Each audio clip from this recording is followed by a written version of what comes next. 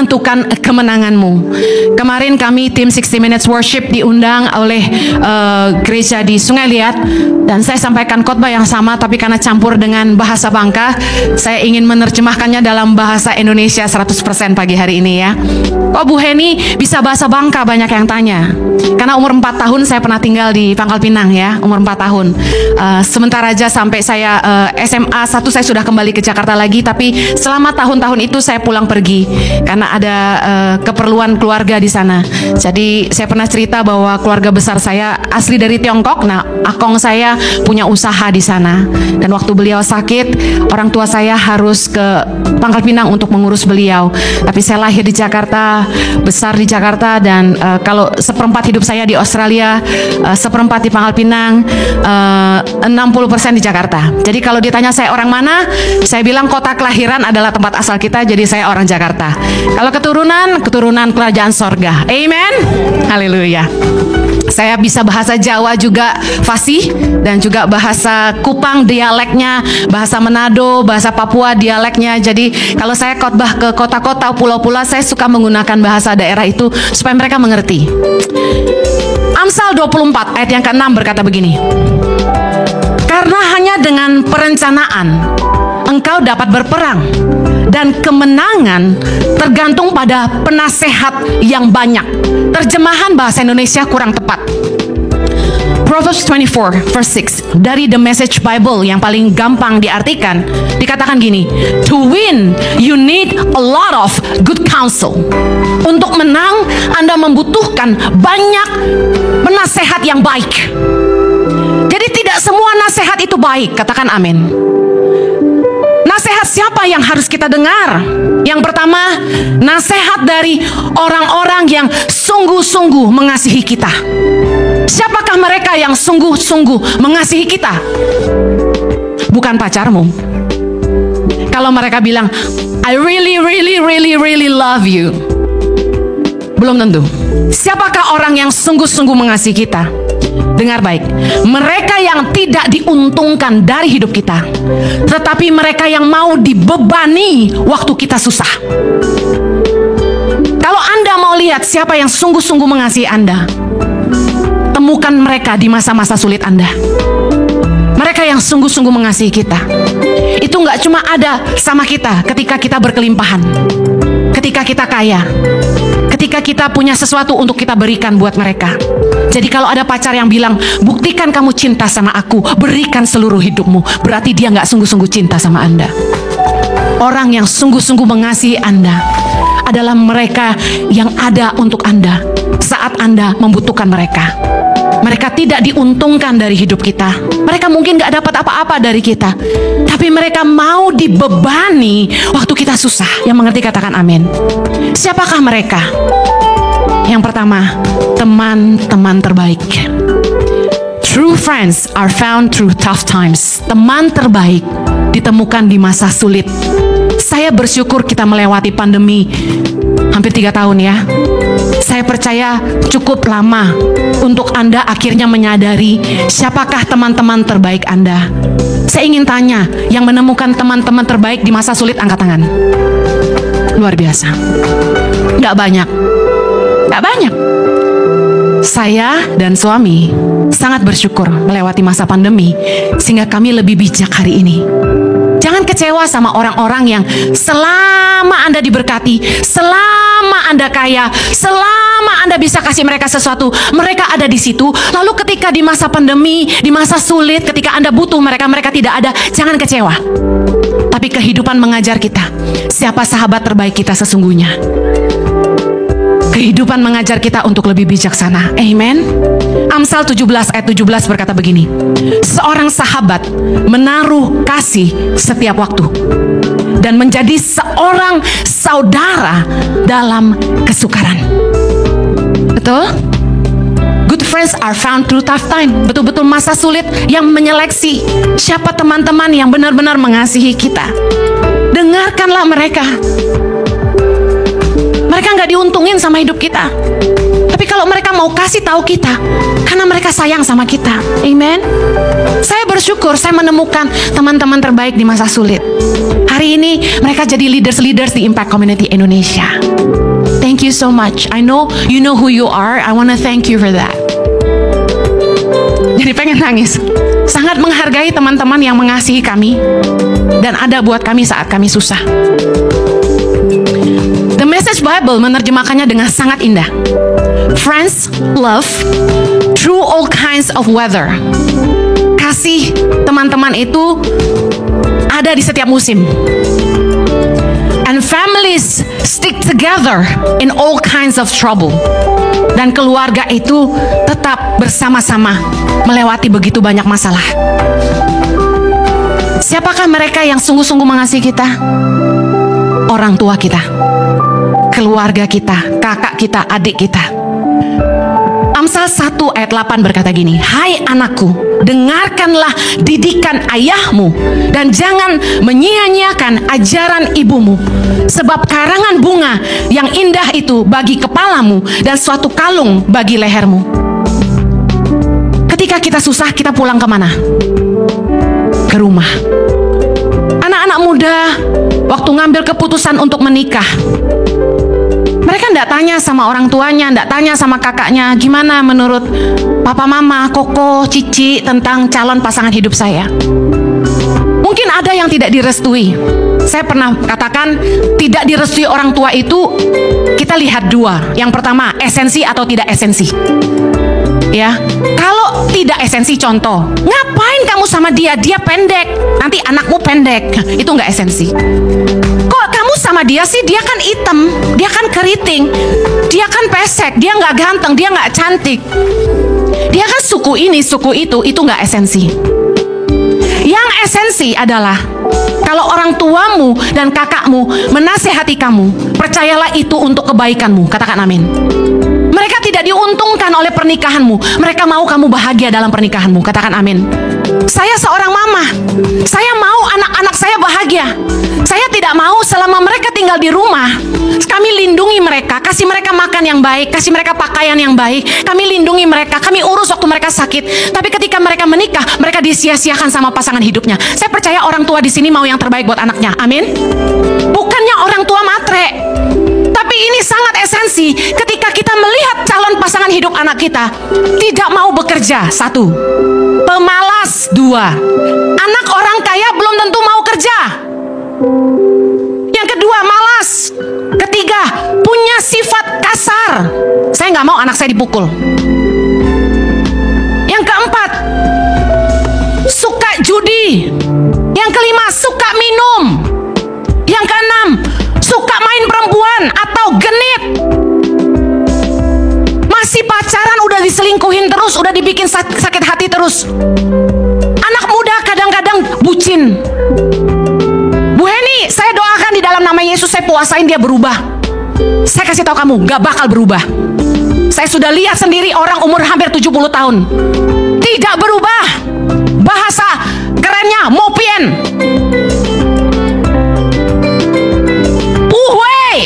Kalau kita bilang orang tua kasih nasihat, kamu harus bijaksana. Lihat dia baik-baik sebelum kamu nikah. Buka mata kamu besar-besar. Itu kamu harus ikuti. Kenapa? Karena kita mau yang terbaik buat anak-anak kita. Mama matre, papa matre. Enggak. Lu kaya juga bukan gua yang bahagia. Gitu dong. Saya sama suami sudah bertekad gak akan nyusahin anak. Kami mau selama usia kami masih produktif, kami punya tabungan hari tua. Supaya ketika kami tua, kami tidak menyusahkan anak-anak kami. Anak kami kalau dapat orang kaya, bukan buat kami, buat mereka. Saya percaya orang tua di sini sependapat sama saya. Buat kebahagiaan mereka. Karena dengar baik, ketika kalian menikah, meskipun tidak disetujui, bahkan ada yang kawin lari, lalu kalian punya anak, ketika suamimu tidak bisa beliin susu, ketika suamimu selingkuh, ketika istrimu selingkuh, tidak tanggung jawab, tidak ngurus kamu, tidak ngurus anakmu, Anda cari siapa? Mama. Nasib banget kok mama tuh ya. Mama, aku mau kerja, urusin anakku ya. Mama, aku diusir suami, aku pulang ke rumah ya. Berapa banyak orang yang menikah tuanya, tidak mau dengar, maksa nikah. Lalu ketika mereka tidak bahagia, mereka pulang ke rumah. Dengar baik, kalau kita ingin jadi orang bijak, mari rendah hatilah untuk mau menerima didikan, untuk mau ditegur. Dengarkanlah nasihat yang baik. Jadilah orang yang mau diajar, yang mau rendah hati. Katakan amin. Nasihat orang yang mengasihi kamu itu untuk kebaikan kamu, bukan mereka. Saya kasihan lihat orang-orang tua yang sampai tua masih harus ngurusin cucu. Waktu muda ngurusin anak, udah tua ngurusin cucu. Kapan happy-happynya? Kasihan. Kalau kita bisa nyenengin orang tua di masa tua, jangan kasih titip cucu, bayar suster dong. Ajak mama papa jalan-jalan dong, makan enak, happy-happy dong. Masa nitip cucu, giliran berantem aja baru ingat mama papa. Mari, Amsal 8 ayat 33 berkata, dengarkanlah didikan, maka kamu menjadi bijak, janganlah mengabaikannya. Jadilah orang yang mau ditegur. Amsal 15 ayat 31 berkata, orang yang mengarahkan telinga kepada teguran yang membawa kepada kehidupan akan tinggal di tengah-tengah orang bijak. Siapa mengabaikan didikan membuang dirinya sendiri, tetapi siapa mendengarkan teguran memperoleh akal budi. Amen. Dengar baik, kawin tuh gak bisa makan cinta doang sayang. Nikah tuh gak bisa cuma karena gantengnya. Nikah itu bukan cuma karena cantiknya. Ketika kita menikah, kita itu menikahi pribadinya. Dia kasar, dia lembut. Dia sombong atau rendah hati. Dia baik hati atau dia jahat. Dia suka selingkuh atau setia. Dia ngurusin kamu atau mengabaikan kamu. Itu yang kita nikahi, pribadinya, dalamnya, bukan luarnya. Anda nikah sama orang ganteng, tapi kalau kasar, sakit hati, makan hati. Saya sih suka amplak. Anda nikah sama orang yang tidak mau kerja, udah gitu bertingkah, udah gak mau kerja, maunya dilayani, sakit gigi, mau marah gak bisa. Kita harus tunduk sama suami. Kadang-kadang paling sebel sama ayat itu, gak ya kan ibu-ibu? Tapi suami-suami juga banyak yang ngeluh. Makanya firman Tuhan berkata, kecantikan adalah bohong, kemolekan sia-sia. Kenapa? Kita tertipu sama casing luarnya. Cantik, pioliang, hidung mancung, bibir tipis, mata belok, padahal operasi semua. Anda tertipu. Seksi, isinya balon. Begitu nikah, perawatanku mahal sayang. Aduh sayang, aku mulai bosen beliin Gucci dong gitu. Kuku kayaknya harus di mani-pedi nih sayang. Jojo ngirit banget nih sama gua. Gunting kuku sendiri gak ada 5 menit, beres. Satu kali saya ke dokter, dokter bilang gini, ih kok cewek kukunya pendek-pendek sih? Biarin, dokter kok mulutnya melet gitu. Bersih, soalnya saya suka makan pakai tangan. Makan pakai tangan tuh enak, betul nggak? Penggemar makan pakai tangan, angkat tangan. Saya punya teman banyak. Makanya saya nggak suka kuku panjang. Tapi dengar baik, banyak kan cowok sukanya jari ceweknya lentik-lentik. Saya pernah ada cowok naksir saya, dia liatin kuku saya, dia bilang gini, kamu nggak panjangin, biar kelihatan lentik. Pekerja keras, jarinya pendek dan kukunya pendek. I'm telling you, saya kerja nggak berhenti. Makanya tulangnya gede, karena rajin kerja dari kecil. Cewek yang jarinya kurus-kurus biasanya jarang kerja keras. Makanya lu jangan ngomel kalau udah cantik begitu nggak kerja. You get what you see. Amen. Anda kalau mau yang cantik harus siap pemeliharaan yang mahal. Jangan mengeluh. Cengli nggak? Cengli. Kenapa jadi bahas ke situ ya? Ada yang perlu dengar? Yang berikutnya, nasihat siapa yang harus kita dengar? Nasihat orang bijak. Amsal 13 ayat 14. Baca sama-sama. Ajaran orang bijak adalah sumber kehidupan, sehingga orang terhindar dari jerat-jerat maut. Lihat, kalau Anda dengerin nasihat orang bijak, Anda akan terhindar, diluputkan dari jerat-jerat maut. Ada influencer yang ngomong gini sama anak-anak muda, live your life and make mistakes. Saya cut itu. I don't agree. You don't have to make mistakes if you can learn from others' mistake. Anda tidak perlu bikin kesalahan yang sama kalau Anda bisa belajar dari kesalahan orang lain. Yang setuju katakan amin. Capek banget hidup mesti bikin salah terus baru pinter. Kenapa nggak pinter? Belajarlah dari kesalahan orang lain. Kalau dia begitu, makanya hidupnya begini, kita nggak boleh begitu, setuju? Saya orang yang suka merenung. Saya merenung gitu. Ini orang umur 50, kerja pindah-pindah, hidup susah, ngontrak aja nggak bisa bayar, anak banyak. Kenapa ya? Dia ngapain aja gitu? Katakan lulus sekolah umur 23, dia umur 50 tuh 27 tahun. Dia bikin apa 27 tahun gitu loh. Saya merenung. Kemudian saya mulai amati. Saya amati cara hidupnya, saya amati cara kerjanya. Lalu saya mengambil kesimpulan, gak heran dia susah. Kerjanya males, suka buang waktu, suka bikin alasan, gak bijak ngelola keuangan. Kita bisa jadi pinter hanya karena belajar dari kesalahan orang lain. Kita jadi bisa menarik satu pelajaran.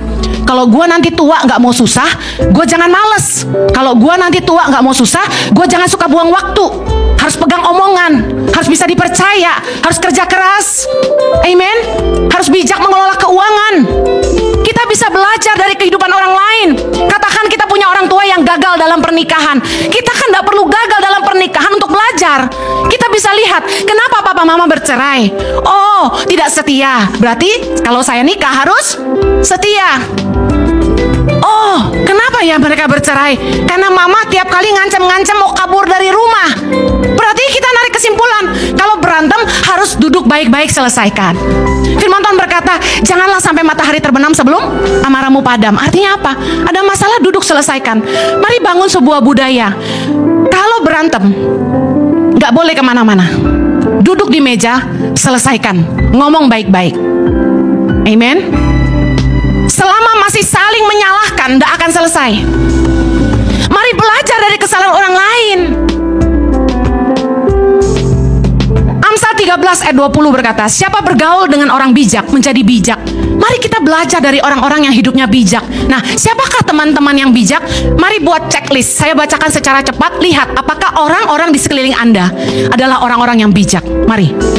Matius 7 ayat 20 berkata, jadi dari buahnya lah kamu akan mengenal mereka.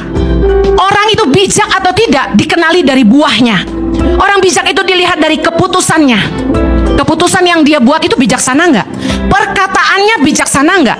Tingkah lakunya bijaksana nggak? Bagaimana dia mengurus rumah tangganya? 1 Timotius 3 ayat 5 berkata, jikalau seorang tidak tahu mengepalai keluarganya sendiri, bagaimanakah ia dapat mengurus jemaat Allah? Kalau kami milih leader, kami cari yang pernikahannya baik. Kalau dia tidak bisa ngurus keluarga, bagaimana dia mengurus jemaat? Orang bijak dilihat dari bagaimana dia memakai waktunya. Ada orang yang suka nongkrong gak jelas. Nongkrong gak jelas, buang-buang duit, beli kopi di kafe 1 gelas 45.000, beli udah 3. Gak worth it. Kecuali dia meeting untuk hal-hal yang penting di kafe. Worth it. Keluar duit 150.000 untuk dapat tender 1,5 M. Why not? Tapi kalau ngomong-ngomong gak jelas, ngabisin kopi 3 gelas, bagaimana dia memilih teman-temannya? Lihat siapa temannya. Anda mau tahu calon pasangan hidupmu orang bijak atau bukan? Teman-temanmu orang bijak atau bukan? Lihat bagaimana dia memilih teman-temannya.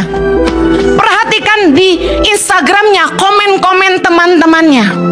Kalau komen teman-temannya sopan, tidak ngomong jorok, banyakkan love, fire, berarti bagus. Tapi kalau komen-komennya ngomong jorok, berarti dia tidak bijak memilih teman. Lihat dari karya-karyanya. Puji Tuhan saya nggak punya teman yang ngomong jorok. Ciri orang bijak secara cepat. Pertama, perkataan orang bijak itu menambah pengetahuan. Anda kalau ngobrol sama orang itu, Anda jadi pintar. Dia mengarahkan pemikiran Anda. Pemikiranmu jadi lebih tajam. Kamu jadi tambah semangat. Dan timbul ide-ide baru. Ngomong sama dia bisa ngarahin kita, oh begini begitu. Amsal 15 ayat 2 berkata, lidah orang bijak mengeluarkan pengetahuan. Apakah teman-teman Anda begitu? Ada orang-orang yang kalau kita duduk sama mereka 1-2 jam, on fire, keren omongannya, pulang tuh jadi semangat, langsung timbul ide, oke, gue mau begini. Ngomong sama dia, kita langsung mau berubah. Nanti pulang gue harus baik sama istri gue. Yang kedua, orang bijak tidak sembarangan ngomong. Amsal 16 ayat 23. Hati orang bijak menjadikan mulutnya berakal budi. Mulut aja punya otak kalau orang tuh bijak. Kita akan tahu teman kita bijak dari omongannya. Karena perkataan mulut meluap dari hati. Kalau dia ngomongnya sia-sia terus, ngomongnya yang gak bener, berarti dia gak bijak. Yang berikutnya, Amsal 14 ayat 16 berkata, orang bijak berhati-hati dan menjauhi kejahatan. Orang yang bijak itu gak buru-buru. Dia hati-hati banget tingkahnya.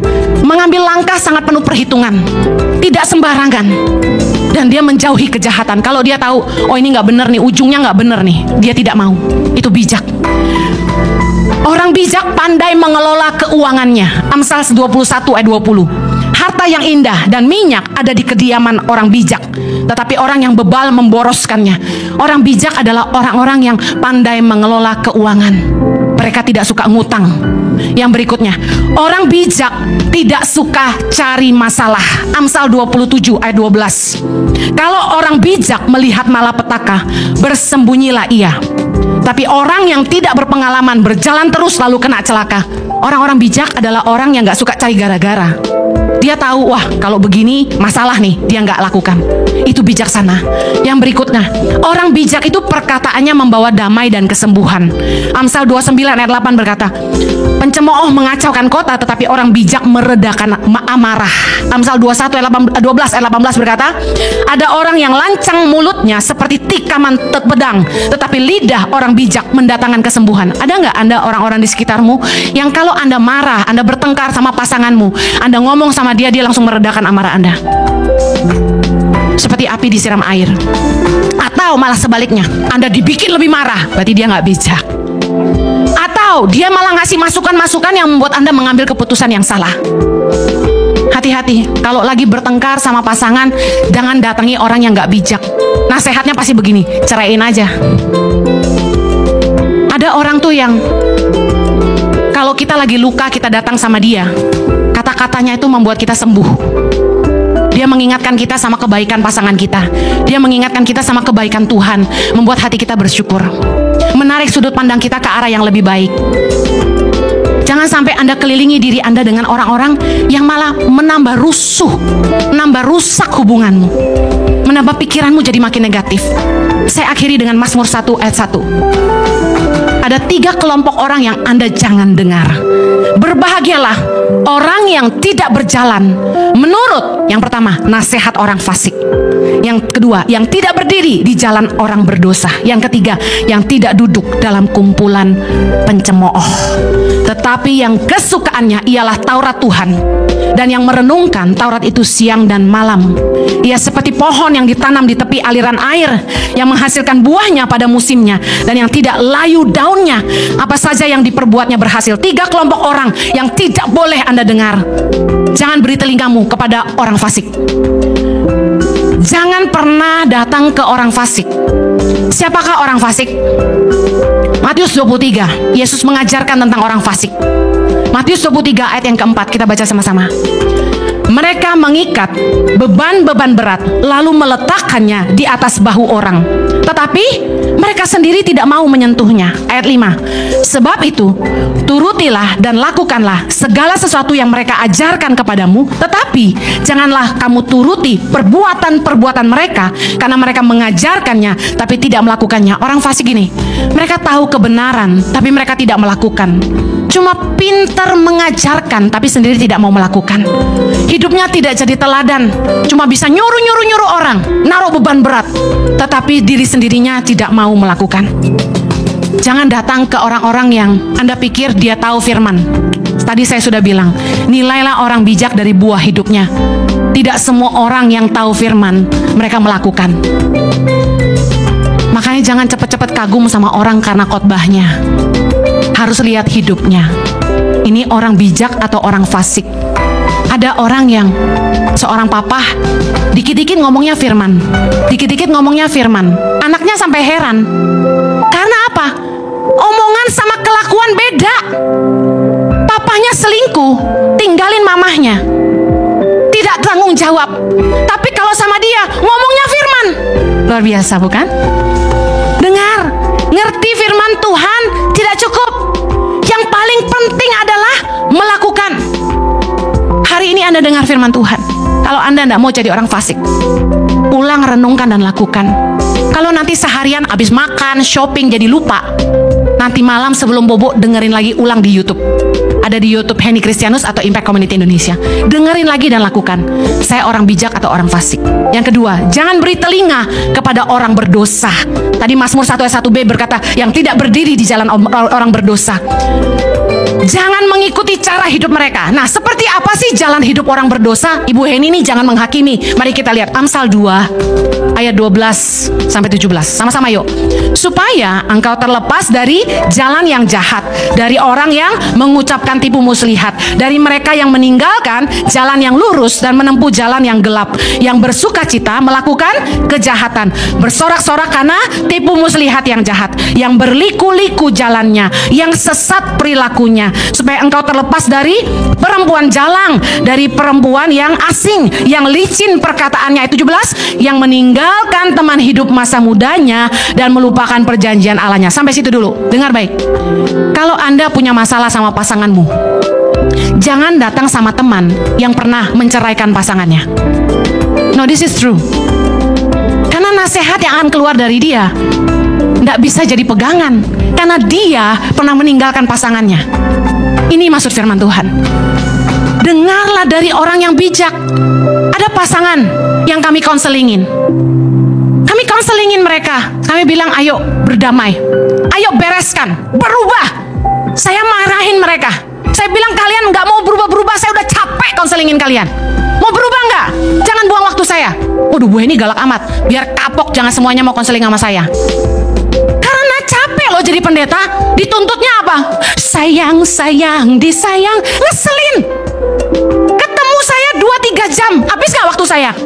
Udah ngomong sampai berbusa. Berapa hari berantem lagi? Berapa hari gebuk-gebukan lagi? Cari saya lagi. Berikutnya saya yang gebukin mereka kayaknya. Saya bilang berubah dong. Anak-anak kasihan. Lihatin papa mama udah kayak petinju. Ayo umat Tuhan dewasa, dengar firman tuh, lakukan. Greget gua. Jangan berantem terus. Jangan saling menuduh. Berubah. Amen. Saling introspeksi diri. Emang Anda udah paling benar? Selama kita terus menunjuk orang lain, gak akan pernah selesai. Suami saya juga gemes kalau konselingin orang, dia tanya, jadi mau selesai nggak? Betul. Masalahnya gini loh, begitu dia datang ke temennya ngomong apa? Udahlah, gue lihat mah lo orang saling tidak membawa kebaikan, lo orang cerai aja, dia bilang gitu. Lu ngomong gampang, anak 3. Jangan sembarangan minta nasihat teman yang pernah meninggalkan pasangannya. Amen. Dengar. Jangan berdiri di jalan orang berdosa. Kenapa begitu? Orang yang tidak mengerti kebenaran tidak bisa mengajarkan apa yang benar. Setuju? Lukas 9 ayat 39, Yesus berkata, orang buta tidak bisa menuntun orang buta. Kalau Anda buta, Anda butuh orang yang matanya dicelipkan Tuhan untuk menuntun Anda. Yang terakhir, jangan beri telingamu kepada pencemooh, tukang gosip.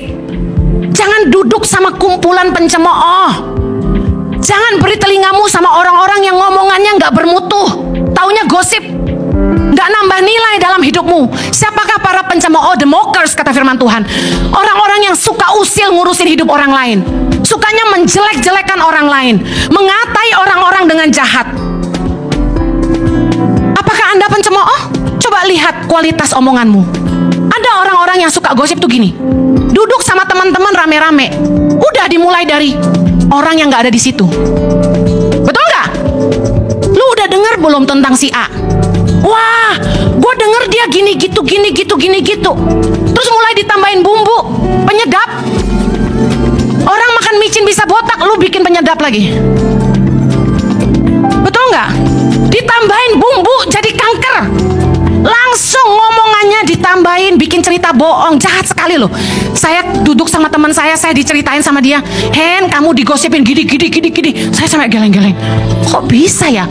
Orang-orang kreatif ini udah kayak Tuhan. Dari tidak ada bisa diciptakan jadi ada. Iya benar. Jangan, ngapain? Saya sih nggak nanggepin omongan orang, karena firman Tuhan berkata, janganlah mengecam seorang pencemooh supaya kamu jangan dibencinya. Anda kalau digosipin orang, don't waste your time. Jangan ladenin, jangan datengin. Lu ngomong apa? Jangan. Kalau omongan mereka tuh benar tentang kamu, berubahlah. Amin. Anggap itu teguran supaya kita bertobat, jadi lebih baik. Tapi kalau omongannya nggak benar, udah ampuni saja. Ada pepatah Indonesia berkata, biarkan anjing menggonggong, kafilah tetap berlalu. Yang artinya apa? Omongan orang yang menjelek-jelekan kita tuh nggak usah didengar. Izinkan Tuhan yang berperkara sama mereka. Amin. Kita fokus bangun hidup kita aja. Amsal 19 ayat 29 berkata gini, hukuman bagi si pencemooh tersedia. Bayangin loh. Jadi you don't worry about the mockers. God will deal with them. Anda gak usah bela diri Anda. Gua gak terima, gua diomongin gitu, itu fitnah. Gak usah, waste your time. Izinkan Tuhan berperkara sama mereka. Nah, ini ya jemaat ICI, dengar. Biasanya orang yang suka gosip justru tertariknya sama orang yang suka gosip. Jangan heran pencemooh pasti ngumpulnya sama pencemooh. Amsal 17 ayat 4. Orang yang berbuat jahat memperhatikan bibir jahat.